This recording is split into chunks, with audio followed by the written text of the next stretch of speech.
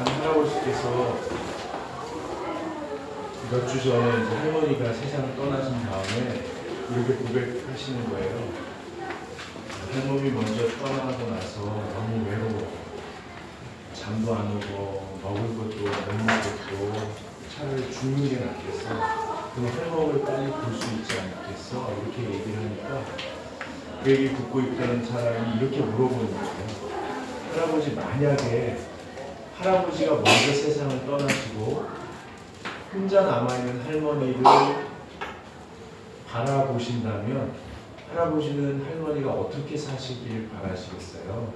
이렇게 물어본 거예요. 할아버지가 가만히 생각하시다가 눈물을 닦으시면서 그야 돼지처럼 먹고 소녀처럼 입고 개구장이처럼 놀다가 때가 되면 하늘에서 다시 만나서 행복하게 영원히 살면 좋겠지. 그렇게 얘기하고 돌아가셨다는 거예요. 고단하지만 남아있는 생의 의미를 발견한 순간이죠. 이처럼 다른 사람들의 삶의 의미를 발견할 수 있도록 돕는 의미심리학의 창시자가 빅터 프랭클이라는 사람입니다. 빅터 프랭클은 2차 세계대전 당시에 아우슈비츠에 감금됐던 경험이 있거든요. 그는 이름을 빼앗기고 119번이라고 불렸어요. 빼앗긴 이름과 함께 인권도 빼앗겼는데요. 200명이 들어가는 공간에 1,500명이 같이 살았고요. 콧 이불 같은 옷으로 추위를 견뎌야 했고 늘 쇠몽둥이로 가차없이 내리침을 당해야 됐습니다. 그리고 이 딱딱한 돌멩이 같은 주먹만한 빵을 주거든요. 검은색 빵. 이게 깨서 침을 발라서 녹여 먹어야 돼요. 그거 하나랑 작은 종이컵에 담긴 물 한 컵이 하루 식량이었습니다. 그리고 부상 때문에 노동력을 잃으면 가스실로 끌려가는 거예요. 일을 못하니까. 그렇게 추위와 굶주림과 폭력과 가스실에서 죽어나가는 사람이 하루에도 수십 명, 수백 명씩 했던 거예요. 늘 죽음이 코앞에 있었던 거죠. 제일 참담한 순간이 뭐냐고 물어보면 요만한, 요보다 조금 작은 방에 천장이 없어요. 그리고 이 위에 그 10대 후반의 병사들이 총을 겨누고 있는 거예요. 그럼 이 안에 100명 정도의 남녀노소 할 것 없이 100명 정도가 이렇게 들어가거든요. 그러면 병사들이 총을 하늘에 대해 쏘면서 다 옷을 벗으라고. 그러면 낯선 사람 앞에서 발가벗겨지는데 인권이 아주 참담하게 무너지는 그런 상황이 되는 거죠. 그때 빅터 프랭클이 옷을 벗으면서 한 깨달음을 얻게 돼요. 저들이 나에게서 뺏을 수 있는 유일한 것은 발가벗겨진 이 몸뚱아리밖에 없겠구나. 더 이상 저들은 나에게서 빼앗을 것이 없어. 그리고 또 하나는 저들이 내 옷은 벗길 수 있지만 하나님의 형상을 닮은 내 내면의 존엄성은 한터럭도 빼앗아갈 수 없어 라는 것을 깨닫게 됩니다. 그 순간이 그는 하나님 앞에 엎드리는 순간이었다고 합니다. 그 후로 아무리 어려워도 사람들이 뭐라고 해도 그는 계속 하나님 앞에 엎드리기 시작했다고 해요. 하나님 앞에 엎드리면서 자신이 얼마나 소중한 존재인지를 깨닫게 되는 거예요. 그래서 자신을 가꾸기 시작하는데요. 물 한 컵을 받잖아요. 그러면 반은 먹고요. 나머지 반으로 세수를 하는 거예요. 그리고 유리 조각을 주워가지고 날마다 면도를 했다고 해요. 자리를 바꾸는 거예요. 그리고 빵 있잖아요. 빵 반은 먹고요. 반은 숨겨놓는 거예요. 그리고 중노동을 마치고 돌아오면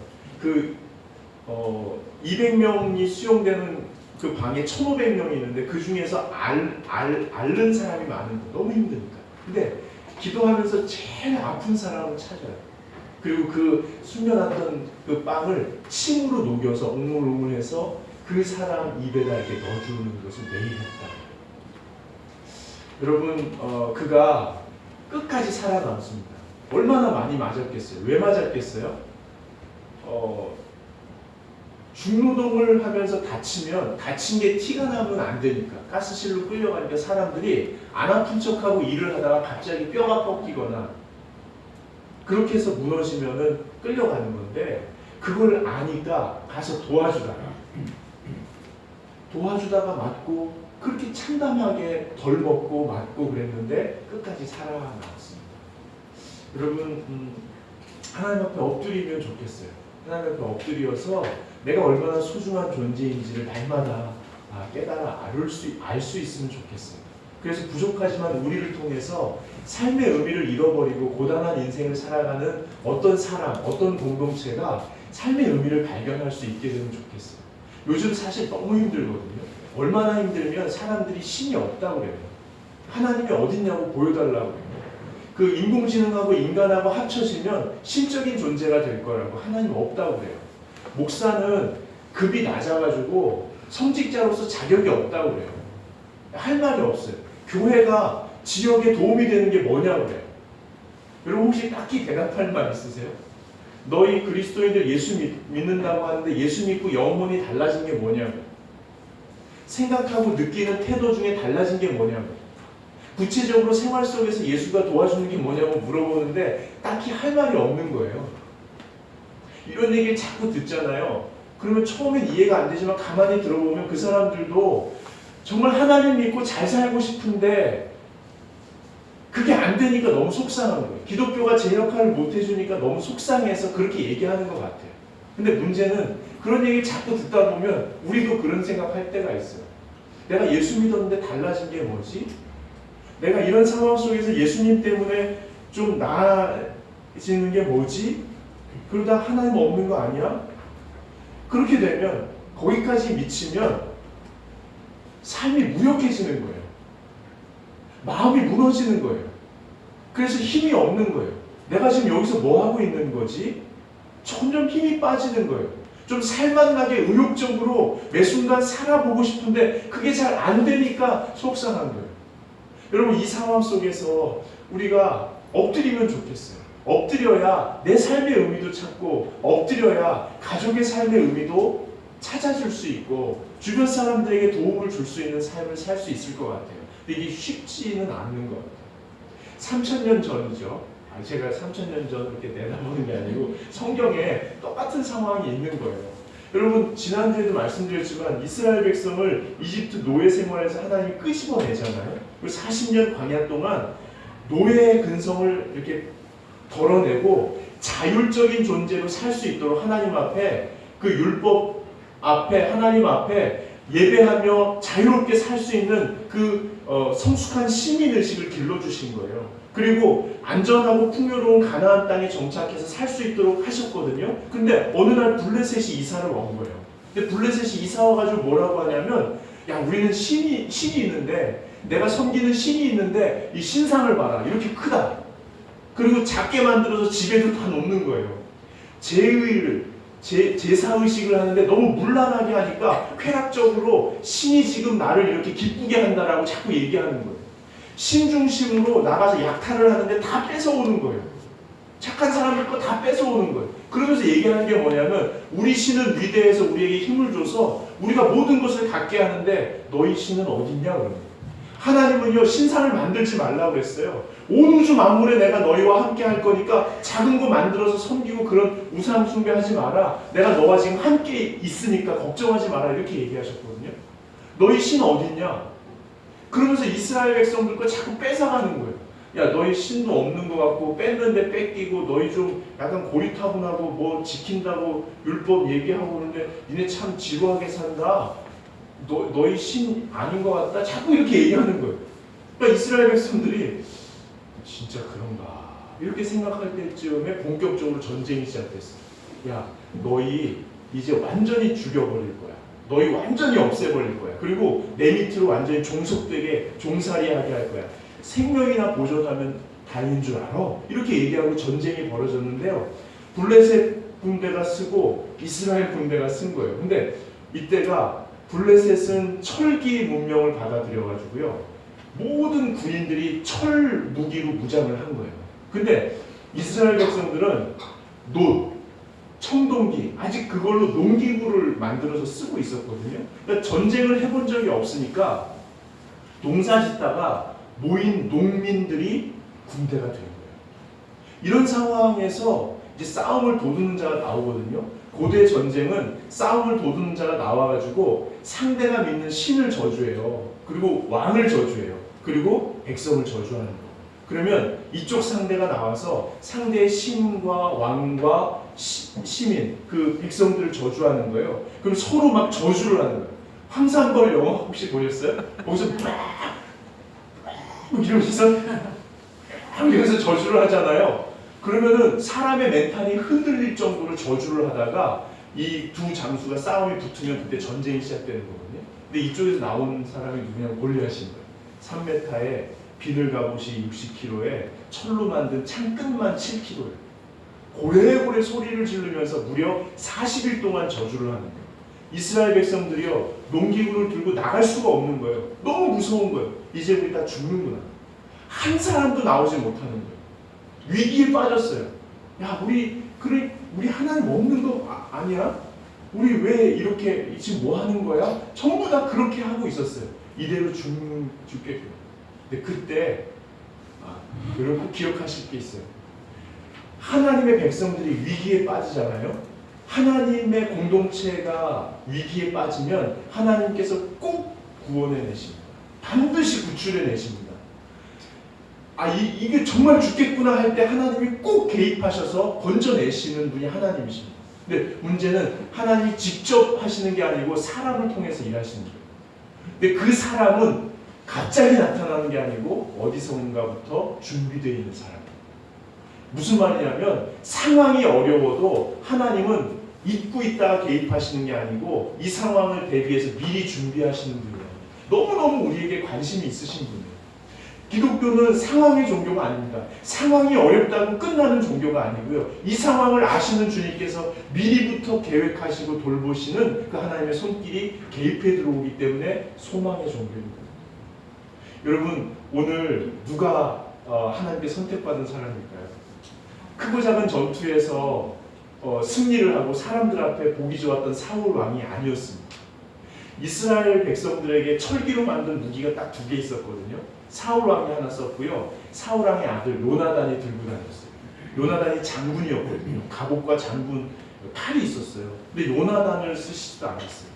그리고 아버지 이새에게 인정받아서 전쟁에 차출됐던 엘리압, 아비나답, 삼마 아들도 쓰임받지 않았어요.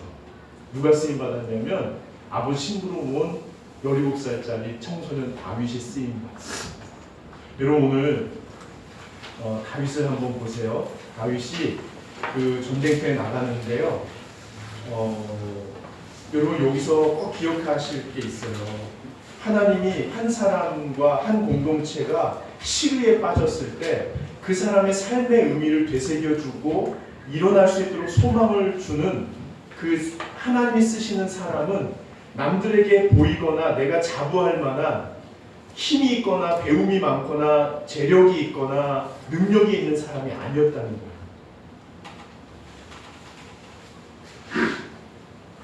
어떤 사람인가요? 오늘 이 말씀을 한번 보시겠습니다. 45절부터 47절을 한번 읽어보겠습니다. 같이 읽겠습니다. 다윗이 블레셋 사람에게 이르되 너는 칼과 창과 단창으로 내게 나아오거니와 나는 만군의 여호와의 이름 곧 네가 모욕하는 이스라엘 군대의 하나님의 이름으로 내게 나아가라. 오늘 여호와께서 너를 내 손에 넘기시리니 내가 너를 쳐서 내 목을 베고 블레셋 군대의 시체를 오늘 공중의 새와 땅의 짐승에게 주어 온 땅으로 이스라엘의 하나님이 계신 줄을 알게 하겠고 또 여호와의 구원하심이 칼과 창에 있지 아니함을 이 무리에게 알게 하리라. 전쟁은 여호와께 속한 것인즉 그가 너희를 우리 손에 넘기시리라. 아멘. 여러분, 이 세 구절을 여러분이 가능하시면 써서 집에 냉장고가 있으신 분은 냉장고에 붙이시면 좋겠어요. TV에 붙이시고 컴퓨터에 스마트폰에 뭐 다 달고 다니시면 좋겠어요.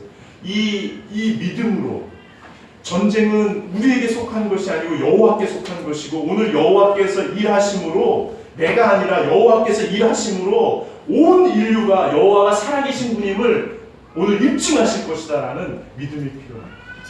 하나님께 쓰임받는 사람, 삶의 의미를 다시 한번 회복시킬 수 있도록 도울 때 쓰임받는 사람은요, 능력 있는 사람이 아니었고요, 재력 있는 사람이 아니었고요, 자부할 만한 스펙이 있는 사람이 아니었고요, 다윗처럼 순수하게 여호와 하나님을 신뢰하는 사람입니다. 이 믿음이 우리 안에서 회복되기를 축복합니다. 여러분, 이 말씀을 암송하시면 좋겠어요. 이 말씀이 우리의 뇌가 하는 생각들이 있잖아요. 그 생각을 우리 영혼이 보고 있잖아요. 뇌가 생각을 하고 있어요. 그 생각을 우리 영혼이 보고 있다고요. 뇌가 그 생각을 할 때 이게 더 우위에 있다는 사실을 여러분에게 가르쳐 주시면 좋겠어요. 여러분, 다윗이 오늘 이런 믿음을 갖고 나온 것은요, 이 상황이 너무 불쾌해서가 아니에요. 그래서 화가 나서 치밀어 올라서 내가 하나님을 위해서 쓰임받겠다라고 의욕을 불태우는 게 아니고요, 다윗이 평소에 하나님 앞에 엎드렸기 때문에 그렇습니다. 만약에 이게 다윗의 믿음이라면 우리는 이렇게 쓰임받기가 어렵죠. 너무 무서워서 숨어있기에 급급할 거요. 그런데 다윗이 믿음이 있어서 그런 것이 아니고 평소에 엎드렸기 때문에 그렇습니다. 엎드리는 건 우리가 할 수 있잖아요. 엎드리는 거는 언제나 할 수 있잖아요. 마음으로 엎드릴 수 있잖아요. 생각으로 엎드릴 수 있잖아요. 왜 엎드려요? 힘드니까 엎드리거든요. 너무너무 불합리한 상황에서 힘드니까 엎드리거든요. 생각을 아무리 정리해도 이해가 안 될 때, 마음을 아무리 다스려도 다스려지지 않을 때, 그만큼 외부의 환경과 나를 대하는 사람들의 불합리한 태도가 나를 속상하게 할 때 어쩔 수 없으니까 엎드리는 거거든요. 엎드리는 건 누구나 할 수 있어요. 엎드리는 건 언제나 할 수 있어요. 어떤 상황에서도 할 수 있어요. 여러분 한번 보세요. 다윗이 아버지 말을 잘 들었어요. 그 34절, 오늘 본문은 아니지만 34절 한번 읽어보세요. 같이 읽겠습니다. 34, 35절입니다. 다윗이 사울에게 말하되 주의 종이 아버지의 양을 지킬 때에 사자나 곰이 와서 양떼를 떼서 새끼를 물어가면 내가 따라서 젖히고 그 입에서 새끼를 건져내고 그것이 일어나 하려고 하면 내가 그 수염을 잡고 그것을 쳐 죽였나이다. 그럼 다윗이 엎드리는 걸 좋아하게 태어난 사람은 아닐 거예요. 만약에 다윗이 그렇게 태어났다면 저는 하나님한테 좀 물어보고 싶어요. 왜 걔는 그렇게 태어나게 하고 우리는 그렇게 안 태어나게 했냐고. 자, 그러면 우리가 성경을 다시 한번 읽어볼 필요가 있어요. 이 아버지가 누구예요? 이게 지금 무슨 장면이냐면 사울이 너 가면 안 돼. 넌 나가자마자 죽어. 그러니까 다윗이 지금 왕이시여 제가 평소에 이렇게 살았습니다 하고 고백하는 장면이에요. 내가 이렇게까지 살았는데 하나님이 지켜주셨으니까 오늘도 지켜주실 테니까 걱정하지 마시고 내보내주세요 라고 얘기하는 장면이거든요. 거기서 뭐라고 하냐면 내 아버지의 양을 지킬 때, 그 아버지가 누구냐면 이새잖아요. 이새가 누구예요? 엘리압, 아비나답, 삼마, 이 사람들은 크게 될 사람이라고 인정하고 도와줬던 아버지예요.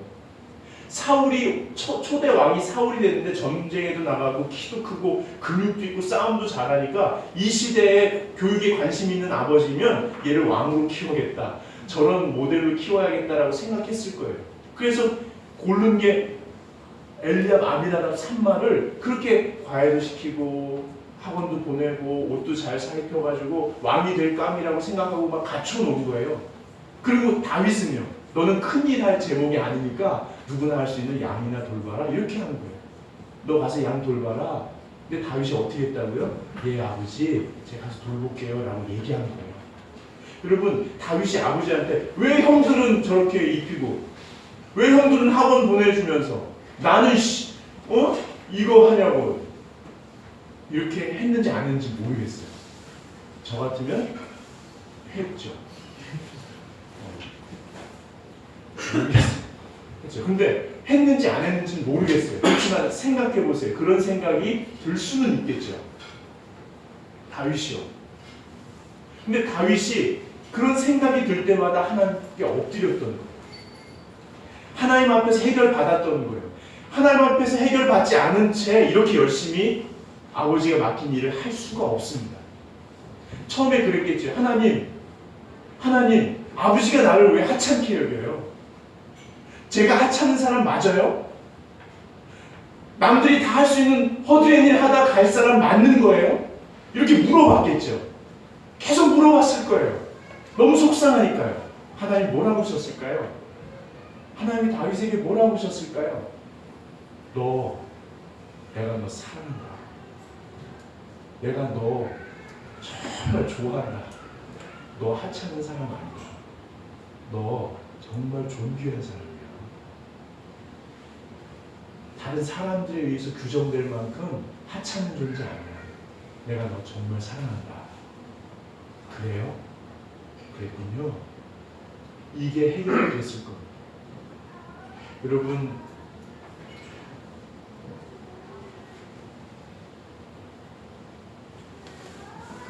우리 주변에 권위자들이 있습니다. 권위자들은 공동체가 합의한 권위를 실행하는 사람들이거든요. 부모님, 가능한 한 권위자들에게 예하면 좋겠어요. 여러분 따라해보세요. 예, 가능하면 예하면 좋겠습니다. 근데 좋은 권위자들에게 예할 때는 하나님의 사랑을 느낄 수 있어요. 돌보고. 근데 못된 권위자들이 있어요. 또는 미성숙한 권위자들이 있어요. 그런 분들에게도 가능한 한 예하세요. 만약에 죽어도 예하지 못할 때는 잘 된 거예요. 죽어도 예하지 못할 정도로 고통스러운 마음으로 하나님 앞에 엎드리는 거예요. 하나님 앞에 엎드리는 거예요. 왜 나는 이해 못하지 하지 말고 그냥 하나님한테 엎드리세요. 하나님 앞에 엎드리면서 답을 좀 찾으시면 좋겠어요. 회사 가서도요. 불합리한 미성숙한 리더가 시키면 가능한 한 이해하세요. 도저히 이해하지 못할 때 정중하게 얘기하지만 안 받아들여주면 엎드리세요. 화장실에 가서든 책상 밑에 쪼그리고든 엎드리면 좋겠어요. 엎드리지 못하면 그리스도인이 아니에요. 이 얘기하는 게 아니에요. 그 길밖에 없다는 걸 얘기하는 거예요. 그 길밖에 없어요. 그래야 하나님이 우리를 얼마나 귀하게 여기시고 사람이 나를 대하는 것과 관계없이 나를 얼마나 소중하게 여기시는지, 내 영혼에 인간의 존엄성이 얼마나 가득하게 있는지를 나 스스로 볼 수 있게 되는 거예요. 부모님에게 가능한 한 예, 또 직장 상사에게 가능한 한 예, 교회 오면 여기 책임 맡은 분들 계셔요. 청소합시다 하는 분, 설거지합시다 하는 분들 계시거든요. 그런 분들 하면 예. 주차장에 가면 관리원들이 이렇게 하라고 그러면 거기는 권위자가 그분이거든요. 예. 제가 어저께 교회에서 이제 말씀 준비하고 늦게 요즘은 한 끼를 안 먹으면 어지러워요. 여러분도 그러세요? 순교할 정도로 어지럽더라고요. 막 주님 어디 계십니까? 막 이러면서 집에 갔다가 이제 가다가 이제 갔다 와서인가 라면을 사 먹었어요. 제가 오늘 집에 딱 가는데 해물 짬뽕 라면 4,000원 오늘 막 한 그릇만 주세요. 근데 1시간을 기다려도 라면이 안 나오는 거예요. 미친가? 시계를 봤더니 10분 지났어요. 10분. 그만큼 배고팠다는 거야. 근데 10분 기다린 라면이 원래 안 나오는 거예요. 15분째 됐는데 문제가 터진 게 분명히 나온다 늦게 온 아줌마 아저씨 라면이 먼저 나가는 거예요. 근데 그 일반 라면. 그래가지고 제가 막 생각했죠. 막 생각하고 20분째 됐는데 라면을 다 갖고 오신 거예요. 제가 그동안 뭘 생각했겠어요? 화를 내 말어? 라면 이렇게 할 말어? 아니면 문제를 제기해 말어? 감사함으로 주면 뭐가 아니면 제기해? 문제를 제기하면 어떤 멘트를 제기해? 이렇게 생각이 날 거 아니에요? 근데 그때 그게 하나님께 엎드리는 거예요. 하나님 어떻게 할까요? 제가 지금 어떻게 하는 게 좋겠어요? 하나님께 엎드린다는 것은 계속 하나님 생각을 하는 거예요. 그 제가 딱 봤을 때 라면이 원래 이렇게 늦게 나오는 건가요? 아니면 중간에 무슨 일이 있으셨나요? 이렇게 물어봤어요. 그랬더니 종업원이 신메뉴라 실수를 해가지고 버리고 다시 만든 거예요. 뭐 그럴 수도 있잖아요. 그러니까 권위, 주변 하나님이 세우신 권위에 순종함으로 좋을 땐 좋지만 어려울 때는 하나님 앞에 엎드리는 거예요. 그건 하나님이 계속 생각하는 거예요. 하나님 제가 어떻게 해야 할까요? 그럼 하나님이 만져주신다는 거예요. 두 번째로는 맡겨진 일에 정성을 다하셔야 됩니다. 왜냐하면 정성을 다해야 성공하기 때문이 아니고요. 그리스도인은 정성을 다해야 되기 때문이 아니고요. 정성을 다하기 어려운 게 인생이거든요. 그런데 정성을 다하는 과정에서 하나님께 엎드리게 되어져 가는 거예요. 그게 우리에게 복인 거죠. 여러분 거기 한번 보세요. 다시 한번 35절, 36절을 읽어보겠습니다. 내가 따라가서 그것을 치고 그 입에서 새끼를 건져내었고 그것이 일어나 나를 향하고자 하면 내가 그 수염을 잡고 그것을 쳐 죽였나이다. 주의 종이 사자와 곰을 쳤은즉 살아계시는 하나님의 군대를 모욕한 이 할례받지 않은 블레셋 사람이리이까 그가 그 짐승의 하나와 같이 되리이다. 여러분 만약에 양을 돌본다고 생각해 보세요. 다윗이 이거 너무 하찮아. 너무 평범해. 누구나 할 수 있어. 내가 이거 하려고 태어났나? 이거 하다 죽을 건가? 내가 지금 여기서 뭐 하고 있지? 생각이 안 나지 않았을 것 같아요. 그러면 어떻게 하겠어요? 양 풀 많고 물 많은 데보다 그냥 데리고 나가는 거예요. 그러면 먹여. 못 먹는 애는 약하면 죽는 거고 내일 또 먹으면 되잖아. 짐승이 먹으러 와요. 그러면은 근데 물고 가. 그래 한 마리만 먹어라. 아닌데 이사야서에 보면은 이런 말이 있어요. 야 요즘 양 중에서 짐승이 오면은 막대기로 이렇게 하지 누가 끝까지 쫓아가서 양을 구하냐? 요즘 목자가 그런 목자가 어딨냐? 그렇지만 하나님은 끝까지 지킨다. 이런 말씀이 있어요. 그만큼 목동들이 그냥 하던 대로 한 거예요. 근데 다윗이 이 문제를 가지고 하나님께 엎드렸던 거예요. 하나님, 나 이거 하려고 태어난 겁니까? 근데 이거 하다 가는 겁니까? 왜 저는 이렇게 하찮은 일을 합니까? 왜 형들은 저렇게 막 전쟁에 축출돼 나가고 출세길이 열리는데 저는 왜 맨날 이거 하고 있습니까? 그때 하나님께서 야, 너 그거 하찮은 거 아니다. 그거 내 대신 네가 하는 거야. 다윗이 깨달은 거. 이거 하나님의 양이었습니까? 이거 하나님 일입니까? 내 아이가 하나님 아이였습니까? 그러면 너무 때리진 않았을 텐데. 야, 이게 하나님 일이었습니까? 이 의자 하나 옮기는 게 하나님 대신하는 거였습니까? 그럼 내가 한 마리도 놓치면 안 되죠. 그때부터 다윗이 바뀐 거예요. 여러분 곰이 배고파서 어린 양을 물어가잖아요. 그러면 40km로 달립니다. 근데 거기 보면 다윗이 뭐라고 해요? 내가 따라가서 어떻게 했다고요? 산 양을 빼왔대요. 다 먹고 죽은 양털 추모하기 위해서 갖고 온 게 아니고요. 끝까지 바로 따라가서 잡았다는 거예요. 어떻게 그게 가능할까요? 하나님의 양이니까 뺏길 수 없다는 거예요. 정성을 다한 거예요. 어떻게 가능할까요? 나중에 골리앗 때 갈 때 물맷돌 5개를 짓거든요. 근데 전 습관이라고 본 거예요. 곰이 뛰잖아요. 그럼 다윗이 쫓아가요. 물맷돌로 딱 던지면 바로.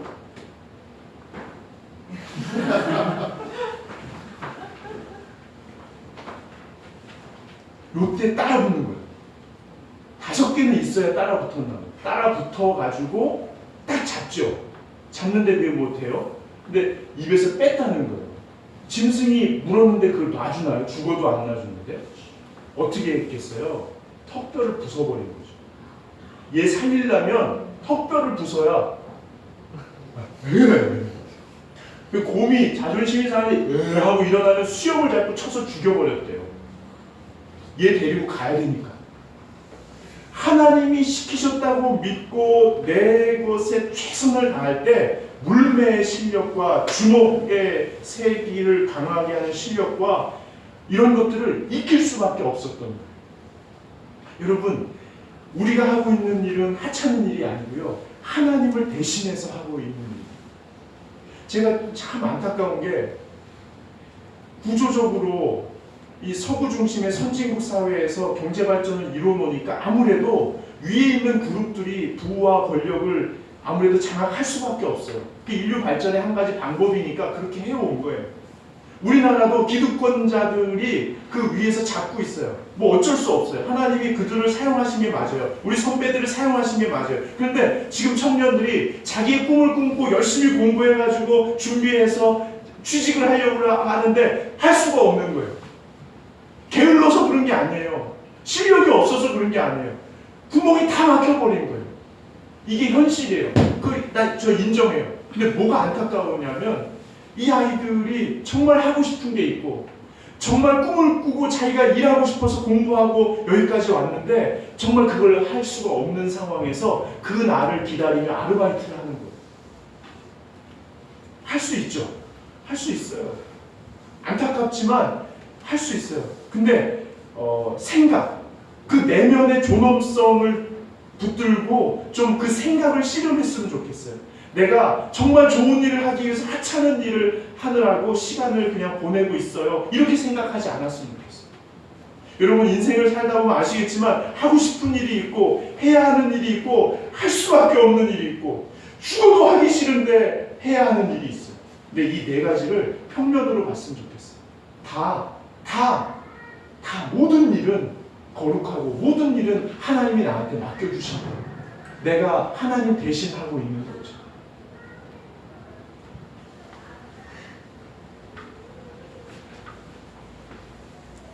예.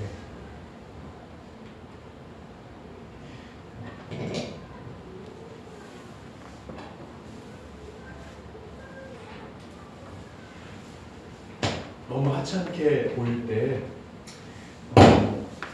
나는 너무 하찮은 것 같아라고 느껴질 때 우리 예수님을 생각하시면 좋겠습니다. 예수님도 청년 실업자 아니었습니까? 목수하다가 돌아다니느라고 출근 못하고 청년 실업자였고 사람들한테 손가락질을 받다가 저주받은 청년으로 인생 실패하고 십자가에 달려 죽어버린 사람이었습니다. 그러나 여러분 기억하십시오. 온 인류를 구원하시기 위하여 하나밖에 없는 아들을 버리시면서 구원과 사랑의 역사를 창조해 가신 하나님의 역사의 중심에 그 실패한 것으로 보인 무력한 예수 그리스도가 가장 중요한 통로 역할을 했다는 것. 여러분의 삶이 무력하고 하찮게 여겨질 때 꼭 기억하십시오. 온 인류를 위한 사랑의 통로가 되고 있다는 사실을 잊으시면 안 됩니다. 환경이 어떻든 상대방이 어떻든 나 자신이 나를 어떻게 느낀다 하더라도 하나님이 나를 보시는 눈으로 나를 볼 수 있도록 여러분 축복합니다. 그래서 우리는 엎드릴 수밖에 없는 존재고요. 날마다 엎드리면서 살 수 있으면 좋겠습니다. 우리 시간이 많이 가는 관계로 오늘 기도는 하지 않겠고요. 대신